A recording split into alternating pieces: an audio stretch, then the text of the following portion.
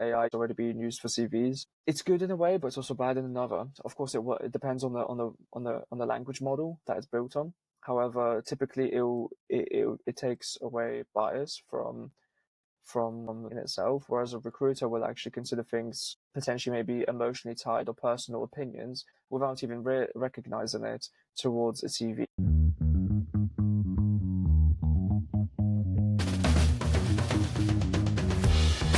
And welcome to the 46th episode Colors of Web3 and Entrepreneurship. My name is Lum, your Web3 host. If you're new to the show, Colors of Web3 and Entrepreneurship is a show highlighting the journeys of builders and innovators in the Web3 and entrepreneurship space. Some topics, especially in Web3, may get technical, but we do our best to keep it accessible. Here I am today. I'm joined by Kornel Kot. He's the co-founder and CEO of W3CONN3CT. Kornel, can you give a quick introduction by yourself? Sure, of course. Lam, first of all, it's a pleasure to be here. Thank you so much for the invite. Yeah, it's really nice to be able to get to know you and take over this podcast. To give a quick introduction about myself, my name is Kornel, and I'm the founder of W3CONN3CT and also the acting CEO. And we are a recruitment agency, but most importantly, an organic recruitment agency. The difference between a typical recruitment agency and us is the fact that we organize workshops, webinars, hackathons, and we're very much boots on the ground sort of oriented. So we meet our candidates and clients by engaging with them in real life events, so to speak. Organic recruitment agency. I think the first time I heard that term, I think probably many people would be curious about your background. You could share more about your professional background leading up to how you found this company. What did you do before that? Like what got you in Web3? So those are the things. Yeah, I can share those. Sure. So prior to W3CONN3CT, let's start from the beginning then. I actually started my career in artificial intelligence. I was working over in Taiwan, basically translating the language between Mandarin to English and working with a lot of developers and architects for VIA Technologies. They were the largest semiconductor producer in the world back in the 90s. And then they sold a massive portion of that business to move into artificial intelligence. So this was like in the early thousands, and they operate on a sort of B2B basis. So they sell a lot of products which drive smart city solutions and predominantly smart city solutions, to be honest with you. So stuff like smart cameras, surveillance cameras, self-driving vehicles, also construction LiDAR systems. So this kind of machinery and equipment. And when I was working, I was essentially sort of like in a role where I was managing the PR/marketing side of things. And what we had to do is essentially translate the technical over into the useful. And that was a really cool sort of stint. I worked there for a year, and throughout that time, I got deeper into... Does that mean you were translating from like Mandarin to English or something like that? So a lot of the architects and developers were Mandarin speaking with limited English skills. And I personally had to learn at least the basic stuff. But we as a team, we had to basically understand the technical Mandarin sort of aspects of the business and work it out over into English. And we had obviously a lot of support there because I don't speak quality Mandarin. So my main function was to promote it and synthesize the language for it to be understandable. So obviously a business or a company, all they're looking at is the value of a product. They're not truly caring that much about the specs. As long as it's cheaper, faster, more efficient, and it does the job, that's the most important part. Whereas the developers and architects typically speak in, all the specs, RAM, like all the requirements surrounding the actual hardware and stuff. And so, we had to basically synthesize that language over into what does the client actually want to hear. And that was a really cool gig. But throughout my tenure there, I started hearing a lot about Web3. And it wasn't actually Web3. Back then, no one spoke Web3. They just spoke about crypto and blockchain.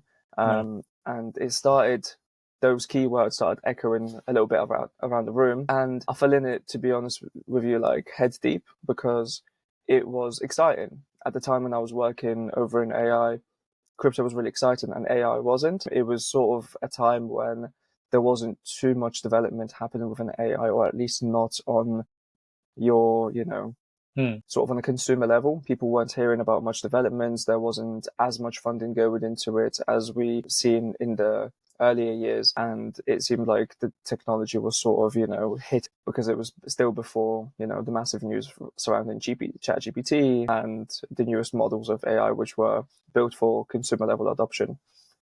And then, so I got into Web3 and blockchain, started working with some projects, started advising, what year was learning this? throughout. What year would you say was like the first one you discovered?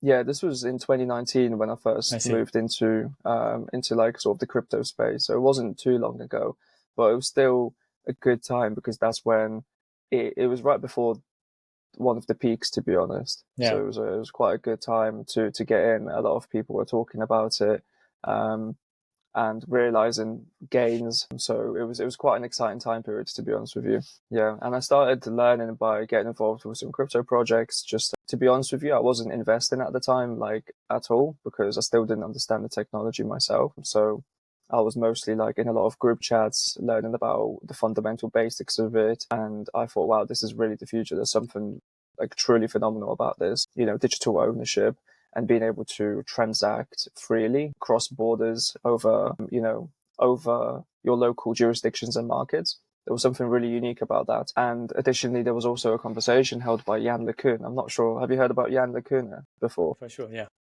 He's like the forefather of AI. So we were at the Google headquarters in Taiwan, and he actually mentioned the blockchain.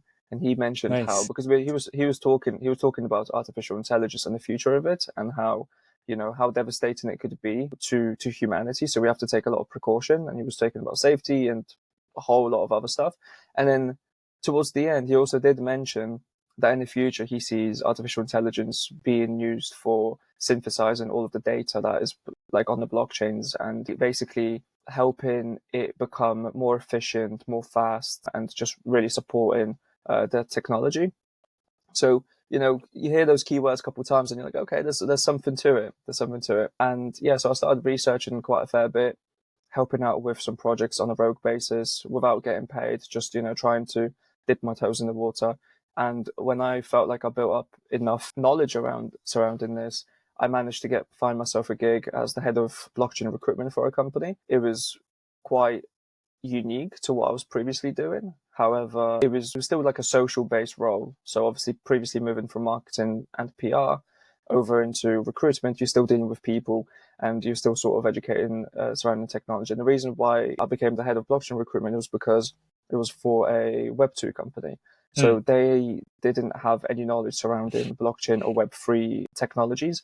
And they are the largest gaming recruitment company in the UK. So they typically recruit for clients like Electronic Arts, Ubisoft, PlayerUnknown's Productions, all these types of companies. And they were very interested about moving over into the Web3 gaming space, from which they didn't know how to sort of interact with, because they were hearing all about these NFTs and all these tokens and DeFi elements, and they just had no idea about how to approach these clients. A lot of these clients didn't have offices because they were like just somewhere up there in the cloud. So they had more questions than answers, but they were recognizing that the Web3 gaming space is emerging and that there is a lot of money to be made there. So they've recruited me to basically be the head of blockchain recruitment, bring in Web3 gaming clients on board, as well as educate the team surrounding the technology, how it works, the community like fundamentals, how to interact and engage with prospective Web3 clients, as well as, of course, recruit, which is candidates into recruit candidates to clients. In between that time, I've also done some consultancy work previously, like in AI as well, but that's sort of irrelevant to the path that I was taking. So I started in AI, worked throughout AI, and then eventually landed this gig as the head of recruitment for this company. And over there, when I was working for them, it was really sort of, that time period was very eye-opening, really, because I've recognized that traditional working models that do work, and you can't say that they don't. They're just not as relevant to these emerging tech space as they are towards more traditional and lateral thinking companies, right? Within this space, you've got to take on new strategies and different approaches because individuals value other things a lot more. Things like privacy, things like also having, predominantly privacy, being able to have more control and ownership over your actions and everything that you do. Additionally, of course, the work to life sort of balance is like way off the charts. Things are a lot more organized in the Web2 world. Web3 it's a little bit more rogue, a little bit more chaotic, so to speak, but there's beauty within that chaos, and it somehow it still works. So I found that there's a lot of differences, and I recognized that I'd like to give it a shot to approach things a little bit differently, because recruitment happens in a very simple way, traditionally speaking. You find a client, you review their specifications of everything that they sort of their company culture, the job role in itself, the team, of course, the salary, stuff like that. You'll judge and evaluate the company profile. And then what you'll do is you'll listen to exactly the type of person that they require. And then you'll go out there into the job market and find individuals who may potentially be a good fit. Right? Or vice versa, what you could be doing is speaking to individuals which are looking for a job.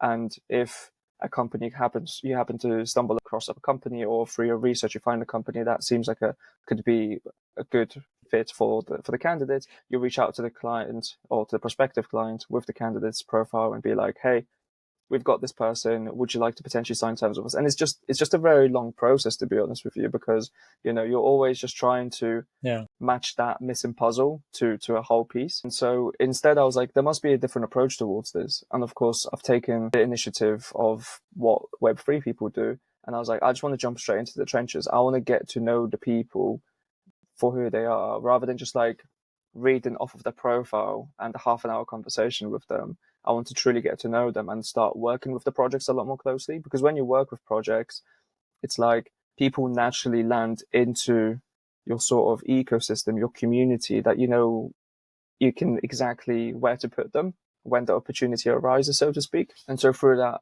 I started WeConnect, and we've been working extremely closely with a number of companies, namely most recently Solana. We've also worked with Near Protocol, but most recently we work really closely with Solana. We've been organizing workshops, we've been organizing various hackathons. There's actually going to be one coming up in Krakow in Poland on the 6th of October. Awesome. So a lot of really cool initiatives to help individuals learn and study Web3, as well as then, know us so that we know them back. And we can just place them at these job opportunities, because it's like we can vouch for them, so to speak. It's not just sending a CV off. It's like a referral basis almost. Approach, right? Yeah, that's awesome. Yeah, I think that's a good segue right now to maybe deep dive into your company as well. Yeah, feel free to share any extra material presentation that you may have about WeConnect, and then we can deep dive further into it. Cool. So this working doc is a little bit outdated, but it shouldn't be all that terrible. So this is WeConnect. Okay. Yeah, as I mentioned, so like our mission is of course dedicated to help connect people, businesses, and organizations. It's the general lingo that you hear from any other recruitment company. The key differentiating factor is that we're very much just boots on the ground, to be honest with you. So we'll get involved in a project, and aside from doing recruitment, we also provide business development. Now, we do business development in a form of connecting vendors to like, for example, the right suppliers or the right merchants or the right prospective clients. So we've been also doing work in supporting some VCs find early stage projects. And we know the early stage projects. Why? Because we do the workshops. And where do we do the workshops? Well, young founders come with ideas who want to potentially maybe do a start a startup, and they've got some ideas, but they don't know how to begin Web3. So we'll like do the education part. We'll help connect them with other team members. And then on top of that, we'll be able to connect them with a VC, and that's the business development. So that's a relationship that we can create there. So it's a lot more sort of complex in terms of the approach that we take, because it's not streamlined. We don't take the same approach towards every single conversation that we have with one person. It's always, we always ask the question, like, what are you looking for?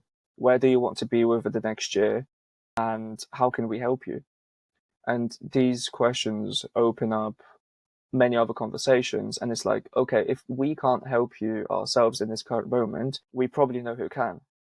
And so that's why we've got relationships with so many different companies, from marketing agencies, software development agencies, VCs, other individuals working at banks, just a whole large network, so to speak.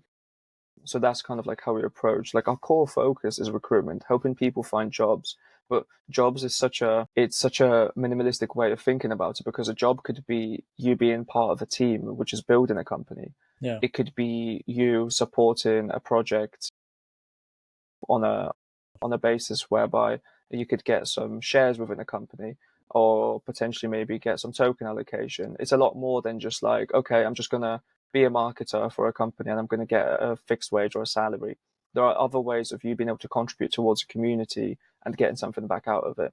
I think that's quite interesting. I mean, first time I heard about that. So basically, you act as like the BD, marketing, sometime whatever other function they need, right? Or maybe just so main function, and then help the project, and then in turn you also get to understand the project, so you know what type of person they need and try to recruit for that role. Is that correct? Yeah, correct. And so our recruitment is broken down into specialized technical talent acquisition, business acumen talent acquisition, compliance and legal talent, and also executive talent. Of course, different approaches to different levels of seniority, because of course you have to consider different skills, different levels of experience, and also approaches. Everyone will have different needs at different stages of their lives as well. Some individuals will, of course, have the family. Some individuals will be keen to potentially moving abroad. Others not so much. There's so many various factors. Even passports come into play then. So, of course, different approaches towards different individuals. But all in all, these are different varieties of recruitment approaches that we take. And as I previously mentioned, so these are the additional services that we offer, either through education, which is something that we do on a regular basis. We've worked a lot with universities across the UK, and we're hoping to expand that over into universities across country. So the next university that we're going to be working really closely with is going to be AGH, which is in Krakow in Poland, and they are very much a technically focused university. So they have like a lot of developers and engineers coming out of there. Nice. So when And you do education, do you go there and you give workshop in person, or is it like a tailored curriculum, or what's the approach there? Yeah, we can provide both actually. So we start off by testing the waters with workshops and in real life seminars and events. And then if the university sees like a good response rate from the students, good feedback from the students, there's a lot of attendance. And additionally, if we're able to provide them with jobs, which is something that we try and provide. So we don't charge anything for internships from our clients. So we actually provide interns for free because we have such good access to universities. We prefer being able to help young people find jobs free of charge, and we're happy to do that to any client, because first of all, it allows us to build a relationship with them by recruiting like really good graduates or postgraduates, so students or postgraduates. And additionally, we help young individuals because we know how tough it is as a young person without any experience to find a job within the job market, especially within Web3. It's really difficult because most of the Web3 companies are actually looking for mid to senior level experience, and it's just silly, really. But it makes also sense because a lot of them are startups with limited funds, and of course they always want the best person, the best of the best. They don't have they may not necessarily have the time or the budget to be able to train and upskill young individuals to be part of their company, because there's not enough developed companies within the Web3 space. Yeah, so we want to help young people as much as we possibly can. Yeah, it's true. Actually, so this is, I think this is one thing I'm actually been quite curious about, right? So I mean, being in the Web3 space for many years now, I realized that, of course, most of the job opening or recruitment usually for like you said, like for senior or experienced people, right? Because it's very much Web3 is very much like very how do you say, very independent, meaning that you expect people to come in, and you work global remote, right? For most company that I'm aware of, work global remote, so meaning like nobody's gonna like hold your hands or supervise you. So you do have to kind of go in and have the necessary experience and skill just to begin and create impact, right? Make impact and or to produce results from day one. So I'm actually quite curious. I don't really know. Is there actually any company that hiring for like fresh graduates? And also, how would you even like try to, get a fresh graduate into a Web3 company?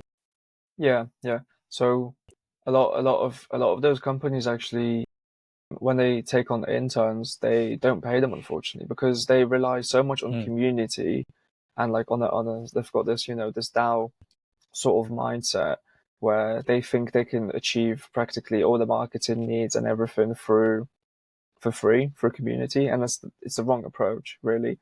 You should always have some budget put aside for young talent to be able to help drive your business forward. And it's a good incentive. I mean, let's face it, people need to put food on the table. They need to have shelter. They need to have a roof over their head. And it's actually really sad, to be fair, given how many projects out there are actually not paid individuals. And so there's so many people who believe in a project because, you've got founders who can really upsell it. And they'll promise them the world with like these tokens and token allocation and all this stuff, and the project just goes out the water. Or potentially, maybe the founders may take the largest proportion of money raised for themselves and then just dip onto another project, right? And I've seen it too many times and over. So we try and also educate surrounding being cautious within the Web3 space, because you don't want to just get attached, like emotionally attached to various projects. And I've seen people put their own funds towards various projects, which have failed, and I've seen people commit too much time towards projects which have also not yielded them the results that they sort of expected, or the founders told them that they're going to have, because they've never had a working contract, they've never signed a contract, period. Potentially, maybe at most, they've signed an NDA just to protect the company, not even the individual, and they get wrecked ultimately. Yeah, a lot of education surrounding that is also important, because the Web3 space is all fun and games up until it's not. Yeah, it's true. But do you think that for like fresh graduate, even I feel like even for like unpaid internship, it's still very beneficial experience, no? If you get to work with, maybe some cool, new, interesting stuff. I don't know. 100%. Yeah, we totally recommend it. We totally recommend it. It's just about taking safety precautions, and there's due diligence is such a word that's been thrown around very lightly across the Web3 space, but realistically, people don't take it as seriously as they probably should. It's great that people are able to work with each other, even though they may not know each other's real names, and their real identity is hidden behind an NFT and an image of whatever it may be. However, there is that cautious aspect of it, where it's like when you're working with individuals who you don't actually know, well, they can just as easily potentially block you and disappear, and you've got no leg to stand on to be able to point in the right direction. You can't even tell other people to be on the lookout for these individuals, because their identity is hidden, right? So it's just being cautious, and of course, work experience is super key, super important, and I can't urge and recommend for anyone even to do stuff for free. Of course not, but obviously there's an amount that you should do for free, and then eventually you should start demanding some sort of payment or reward, some sort of recognition, anything of value that can be come back in return and returned back to you. Because the experience is no good on its own if you didn't get anything out of it in the long run. Yeah, for sure. But, especially if you didn't learn anything, because you won't really learn much if like, let's say you join a project whereby you get given a role, but then you get zero training. So the project expects you to learn everything yourself for free, manage everything yourself also for free, and it's like you're left to your sort of your own accord. And who's to say that you've actually learned something valuable? Because maybe potentially you thinking that you're just part of the community, and you're a community moderator or manager, you're learning a lot of things, but in reality you're just doing the very basic tasks and chores of the company that they just don't want to do. Yeah, makes sense. Yeah, so I think at least it's got to be someone like who's like a mentor, right? A mentor, someone providing guidance inside the company, even for the interns, right? Yeah. So Precisely. You 100% need to have someone who's willing to contribute to that level of education for you. I see. Yeah, makes sense. Okay. This is the current WeConnect team. We've got Mardi, our Chief of Operations, Michael Harding. He's also running blockchain sensor now. He's running the super team. Michael Harding's running the super team in the UK, along with Stephen, and that's for Solana. So super team's part of the DAO of Solana.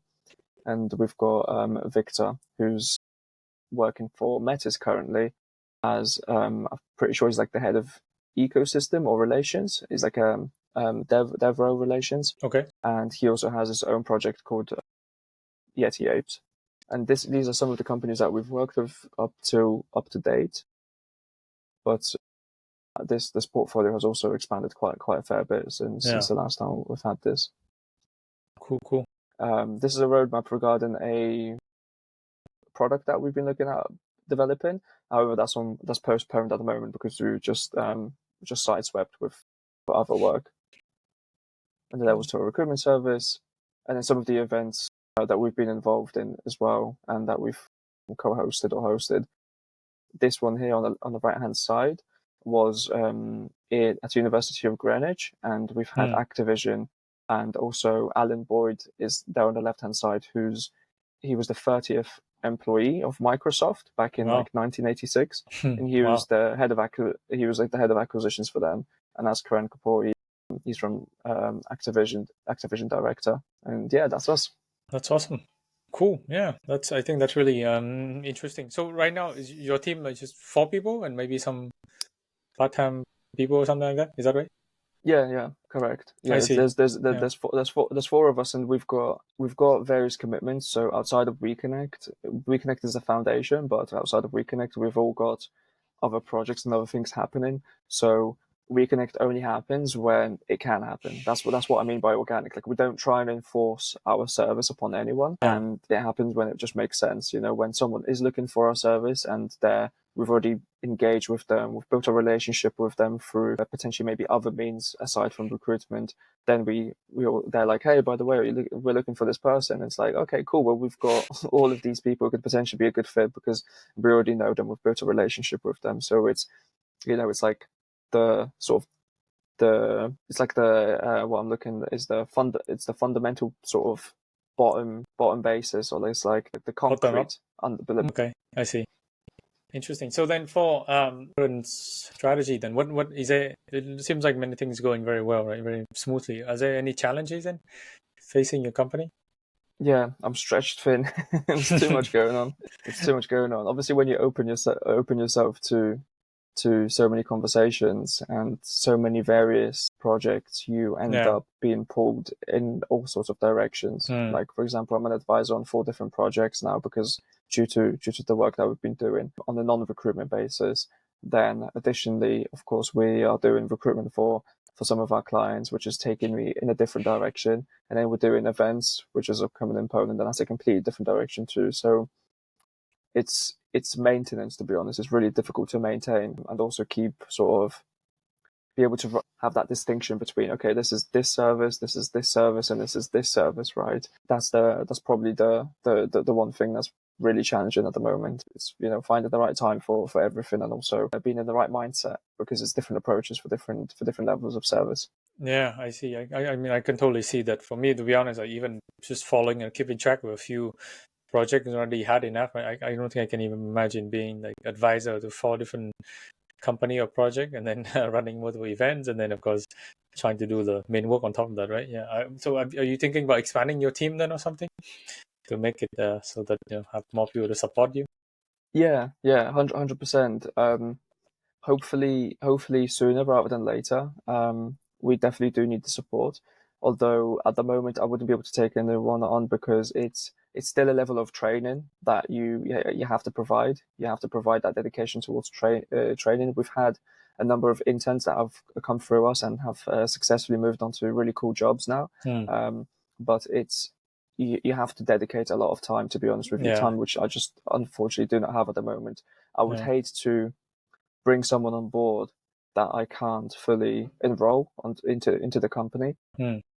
When taking on new individuals, you have to be mindful of the fact that they will expect, no matter how much experience they've had previously, they will expect a certain level of time commitment from you, so that you can show them the ropes, show them how everything works, all the sort of ecosystem partners that you work with, sort of, just get a feel for the company and get a feel for everything that's involved in it and attached. And of course, because there are a few working cogs, training would take quite some time, or at least maybe not necessarily even train it. If it's someone who's very experienced, it would just be onboarding. Sure. So would you say your main business model is still similar to other recruitment agency in the end, that you provide free for the job seeker, take a portion from the employers? Is that correct? In terms of the recruitment piece, I don't think that's much different, to be honest with you. Okay. Of course, the approach and the service is completely different, but the way the commission model works, I don't think it's that much different. Of course, there's one thing that's of significance, and it's that we accept crypto, of course. Yeah. So that's something we're very much open to, and not all other recruitment agencies are, of course, unless they're recruitment agencies which are operating within the Web3 space. But aside from that, there really isn't too much of a difference when it comes to the model. I see. Yeah, that's interesting. Yeah, I like that. Know any other companies in the space that's doing like this? To be honest, I know many in like the Web2 space in terms of recruitment agency, but I feel like a lot of the strategy is like a lot of just like spam and what is it, like the number, right? So like just spread out a lot of emails or invite and things like that, and hopefully one will land, and then going down the funnel kind of like that. But I don't know how effective that is. But after listening to what your company strategy, I feel yours is more effective. Of course, it's more time consuming though. Yeah, it's totally more consuming, but that's the one thing I hate about recruitment. All the spammy sort of bad actors who drop people messages with like jobs going, but all they're trying to do is just get the CV, and then they just air them. They don't respond, because ultimately what they're trying to do is use their CV to try and get clients for themselves. And it's just it's not. I went into the industry initially thinking that the whole point of being a recruiter is to help people get jobs, but it's not. It's actually to get as much amount of commission in your pocket as possible. And it does get greedy at some point, at least from what I've perceived from sort of the traditional recruitment space. I'm not saying all the recruiters are like that, definitely far from it, but there are certainly a lot of bad actors, and so often that when I speak with candidates, I actually turn around, it's like, they're like, it's refreshing to be able to have someone who you can just speak with, who's not, rushing you to finish the call because they're trying to move on to the prospective client, or they're trying to send a CV somewhere. It's like actually giving their time and dedication to fully understand, their living situation and comprehend what kind of person they are. Totally. I mean, I totally share that. When I was looking for a job too, I feel like there's just a lot of unsolicited, I think, requests, right, coming from recruiters. I think some of them have better. I've only seen, to be honest, I've only seen maybe in like the number of people I can count on my hand as like good recruiters, but the rest is just like spammy, like very much similar tactic approach. That I feel like a lot of the job seekers are going to get fatigued, right? Yeah, regardless of how desperate they may be, they're probably going to get fatigued after you get like the 100 email just throwing at you for the same thing. Yeah, totally. Precisely. And I think it's a top down issue, because these I kind of can't blame all of the recruiters for doing that, because they work in conditions where they've got KPIs. Now, if your manager sets you KPIs where the KPIs will be ridiculous. It will be like, you have to speak with 100 candidates, or like something like 50 candidates, whatever the number is. They'll give them a number of how many candidates they have to speak with by the end of the day, and sometimes they'll even force them to call them, which is just, in my mind, that's just insane, because that's an invasion of privacy. Yeah. Where you're calling other people's phone, not because you genuinely believe they're good for the role, but because you've got KPIs to hit. Now, at that point, you're calling anyone and everyone just to have a quick 5 to 10 minute conversation, and bother them regarding an opportunity that they won't fit, because only because you want to fit within your manager's sort of expectations of you having to call people. You called 25 people, they won't care on the quality of the conversations or what kind of people you've spoken with. They'll only care that you hit the KPI. Yeah. So it's that is a core issue that lies within a lot of the recruitment agencies, and that's what I've sort of perceived within the traditional space. So it's like, sometimes you can't even blame the recruiter. Sometimes It's just the environment that they've been placed in and the expectations that are from them. Okay, just three more questions here from my side. One is, where do you think that the Web3 recruitment or the recruitment industry is heading in the future? Good question. To be honest with you, I have no idea. I have absolutely no idea, but I hope to be at the forefront of it by changing the game and doing things just differently, a little bit more, more natural. Yeah, makes sense. Yeah, maybe I was just curious if there's any impact from AI, coming. Would there be like more search of application or search of, That's what you're referring to. Well, that's one. Yeah, AI. I'm There's just a lot of thinking out talk loud. surrounding AI. Sure, of course. Yeah, it's not across my mind because you said like within the Web3 industry. When you consider AI, yes, it's already being used for CVs, and there's a lot of the scanning. Looks for keywords. It's good in a way, but it's also bad in another. So essentially, it eliminates bias. Of course, it depends on the language model that it's built on. However, typically it takes away bias from in itself, whereas a recruiter will actually consider things potentially maybe emotionally tied or personal opinions without even recognizing it towards a CV. Maybe it's because of the country where the person is, or maybe it's because of a company that they've worked at and they've just had a bad experience with the company. There's all sorts of various factors that a person sometimes subconsciously will even decide upon, whereas an AI won't. On the other hand, though, AI will miss out on those, human characteristic traits that a human wouldn't. So it's a very, I think when it comes to recruitment, you should definitely put both in the room. You should use AI for the things that it's good at, and you should use a human for the things that he's good at. You should definitely not dedicate the entire process to AI and the entire process to human. You should sort of mix it around and see what works best. Sure. Yeah, I think a maybe increase in usage from both recruiters and also employers. Recruiters and then job seekers. I feel like, right, because both is going to use it to their advantage now that it's pretty much widespread. Yeah. Cool. And then, do you have any advice for job seekers who are looking for to break into Web3 in particular? Yeah. In terms of advice, it would get involved in as much IRL events as possible. It's like, you'll hear people saying it, but it's called Web3, and some people take it literally, right? It's like, oh, it's on the web. I don't have to leave my room. It's perfect. I can make my money from home. Truly and honestly, the best people that you meet and the highest level of education that you'll receive will be by speaking with individuals at hackathons, workshops, events. And if you don't have anything local, it's really worth traveling. It's really worth traveling to the nearest town, the nearest city to go and meet with other individuals, because they'll also be local to you.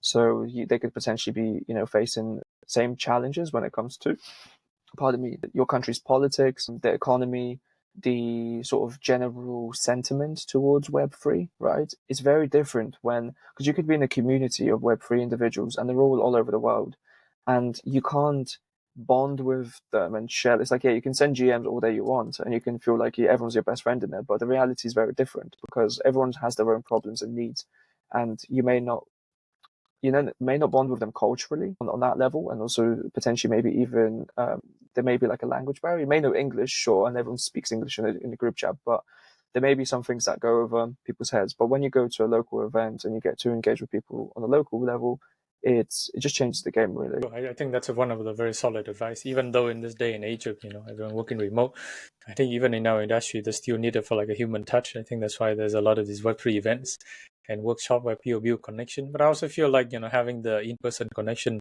help you. I think at least help a person put a foot inside the door, right? Because now then you have like a person that can refer you to their company or things like that, right? You never know, right? what might come in the future. You can meet your employer at these events, right? Yeah, because exactly. Sometimes these events will, have some sort of funding. There'll be typically cash on the table when you're looking at these events, because maybe a blockchain has sponsored it, and if a blockchain has sponsored it, it means there'll be one person representing the blockchain over there, so they could provide you with an opportunity. All you have to do is just show that you're keen to learn and that you're very sort of, pragmatic and, optimistic about your own skills and stuff. And before you know it, you could get an opportunity right through the door. Awesome. Yeah, cool. Final question: where can people follow you and your company? Feel free to share any handles or username that you want people to be followed. Sure, 100%. Should I? Is there you somewhere I can should read send it it in, out or loud. should I just say? You can read it out loud here, and then I'll make sure to put in show note later. Cool, brilliant. So you can follow me on Twitter at KXRNEL. So it's Kornel, but the O is an X. So at KXRNEL, that's on Twitter. Of course, on LinkedIn, it's my name is Kornel Kot. So just straight that. And those are the two best places to find me, to be honest with you. Of course, I've got Telegram as well. But honestly, I'm in way too many group chats to just dish that out. Yeah. Way too many group chats. So I'm going to keep that low key for them. Okay, gotcha. Awesome. Yeah, I'll make sure to put those links in the show notes so that people can find and connect with you and your company. Once again, thank you for coming to the pod today. It's been awesome chatting with you and learning about your very innovative organic approachment to recruiting in the Web3 industry. I wish you the best of luck, and it's all very exciting. Thank you. Likewise, Lam. Thank you so much for having me, and it's been a pleasure speaking with you. It's great to be able to get to know you, and I'm looking forward to speaking with you more. For sure. Cheers. Yeah. Cheers. Take care. Have a good. And we are back to my studio. What do you guys think about this episode with Kornel Kot, founder and CEO of WeConnect?